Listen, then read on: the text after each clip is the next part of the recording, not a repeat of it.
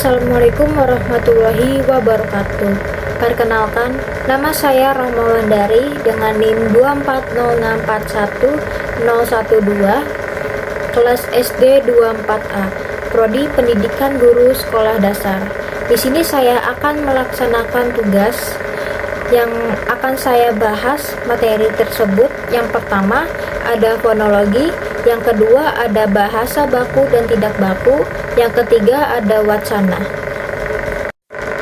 Baik, di sini saya akan menjelaskan tentang fonologi. Fonologi itu apa sih? Nah, di sini ada bagian pengertian fonologi.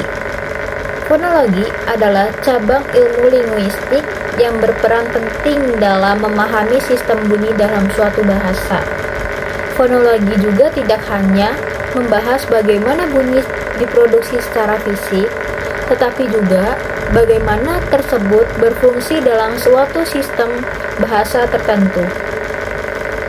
Setiap bahasa itu memiliki aturan fonologis yang khas yang menentukan bagaimana bunyi-bunyi tertentu dapat muncul, berubah, dan berinteraksi satu sama lain. Nah, lalu di sini ada fonologi dibagi ke dalam dua cabang. Yang pertama yaitu ada fonetik, yang kedua ada fonemik. Yang pertama itu fonetik. Fonetik adalah mempelajari bunyi bahasa dari segi fisik dan artikulatoris tanpa memperhatikan fungsi linguistiknya. Fonetik juga fokus pada cara bunyi diproduksi, artikulatoris, sifat akustiknya, dan bagaimana bunyi tersebut didengar. Fonetik menggunakan simbol-simbol dalam alfabet fonetik internasional untuk mempresentasikan bunyi secara detail. Yang kedua ada fonemik. Fonemik adalah mempelajari bunyi bahasa dari segi fungsi dalam sistem bahasa atau bagaimana bunyi membedakan makna dalam suatu bahasa. Fonemik juga berfokus pada fonem, yaitu unit bunyi terkecil yang dapat membedakan makna kata dalam suatu bahasa. Tidak terlalu memperhatikan variasi fonetik, tetapi lebih kepada peran bunyi dalam suatu sistem bahasa tertentu. Nah, di sini ada bagian besar ulat ucapnya, yaitu ada bagian tenggorokan, pita suara, epiglotis, akar lidah, dan lain-lain. Nah, di sini ada proses terjadinya bunyi bahasa. Yang pertama itu ada udara mengalir paru-paru. Yang kedua, udara digetarkan pada bagian pita suara, proses fonasinya. Yang ketiga itu ada udara keluar melalui rongga mulut atau rongga hidung dengan atau tanpa hambatan. Oke, di sini ada bagian kesimpulan. Kesimpulan fonologi itu merupakan cabang ilmu yang mempelajari sistem bunyi dalam suatu bahasa. Sedangkan fonetik yaitu mempelajari bunyi-bunyi tersebut secara fisik. Nah, pengaruh fonologi pada kajian fonetik terletak pada pemahaman dan analisis sistem bunyi dalam bahasa Indonesia yang dapat membantu mengidentifikasi dan menjelaskan perbedaan fonetik dalam produksi suara. Fonologi mengidentifikasi fonem-fonem dalam bahasa, yaitu unit bunyi yang memiliki perbedaan makna. Sedangkan fonetik mempelajari variasi bunyi konkret atau alofon yang muncul dalam pengucapan. Selanjutnya, saya akan menjelaskan materi tentang bahasa baku dan tidak baku. Di sini ada pengertian bahasa baku. Bahasa baku adalah satu jenis bahasa yang menggambarkan keseragaman dalam bentuk dan fungsi bahasa. Bahasa baku juga dipakai sebagai ragam resmi dan sebagai kerangka rujukan norma bahasa dan penggunaannya. Lalu di sini ada ciri-ciri kata baku. Ciri-ciri kata baku itu ada yang pertama, tidak dipengaruhi bahasa asing. Yang kedua, memiliki bentuk yang tetap. Yang ketiga, tidak dipengaruhi bahasa daerah. Yang keempat, pemakaiannya sesuai dengan konteks kalimat. Yang kelima, bukan merupakan ragam bahasa percakapan. Di sini ada pengertian bahasa tidak baku. Bahasa tidak baku adalah bentuk bahasa yang tidak mengikuti kaidah atau aturan resmi yang ditetapkan dalam tata bahasa. Bahasa ini seringkali digunakan dalam situasi informal seperti percakapan sehari-hari, media sosial, atau dalam konteks yang lebih santai.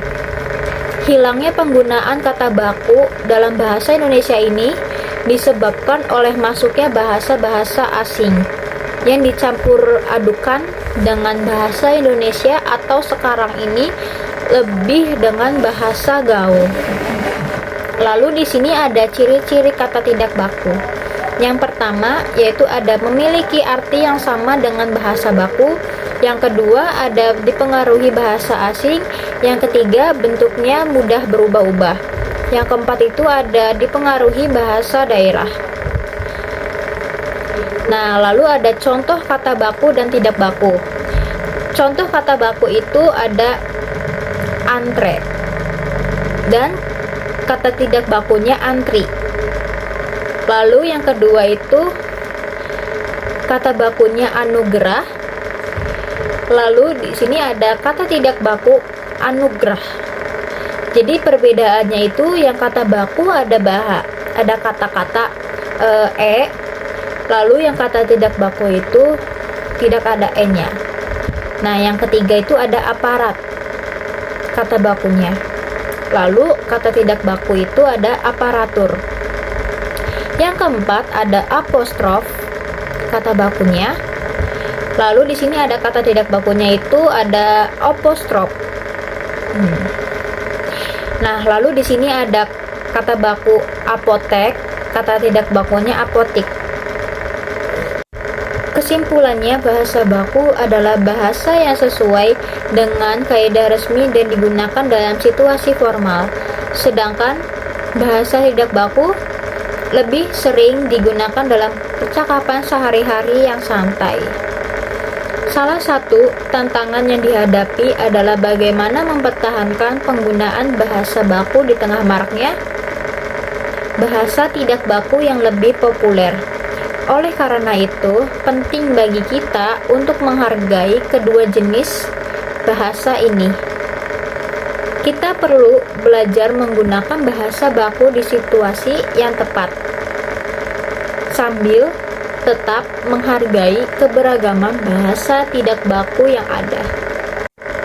Lalu yang ketiga, saya akan menjelaskan materi tentang wacana. Pengertian wacana adalah rekaman kebahasaan yang utuh mengenai peristiwa komunikasi baik secara lisan maupun secara tertulis. Wacana ini bisa seperti percakapan artikel, cerita pendek, dan lain-lain. Ciri-ciri wacana yang pertama, berbentuk satuan gramatikal. Yang kedua, merupakan satuan terbesar, tertinggi, dan terlengkap. Yang ketiga, yaitu menggantung hubungan proposisi. Yang keempat, ada memiliki hubungan yang kontinu dan berkesinambungan. Yang kelima, memiliki hubungan koherensi. Yang keenam, memiliki hubungan kohesi. Lalu di sini ada ciri-ciri wacana. Yang pertama, ada wacana deskriptif, merupakan wacana yang bercirikan mendeskripsikan suatu objek sesuai dengan visi penulis. Yang kedua, wacana naratif merupakan wacana untuk mengungkapkan hal-hal yang sudah mengalami proses pengimajian. Yang ketiga, wacana ekspositoris merupakan wacana yang bertujuan untuk menjelaskan suatu objek. Yang keempat, wacana argumentasi merupakan wacana yang bertujuan membuktikan pendapat yang disampaikan dengan mengemukakan bukti-bukti. Yang kelima, wacana prosedural merupakan rangkaian tuturan yang memaparkan sesuatu secara kronologis. Yang keenam, wacana hartorik adalah tuturan yang berisikan ajakan atau nasihat. Lalu, di sini ada kesimpulan.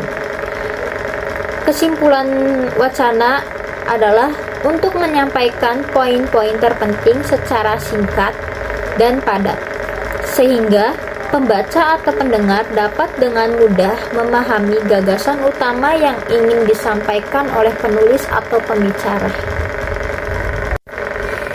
Baik, sekian dan terima kasih untuk penjelasan dari saya. Mohon maaf jika ada salah kata.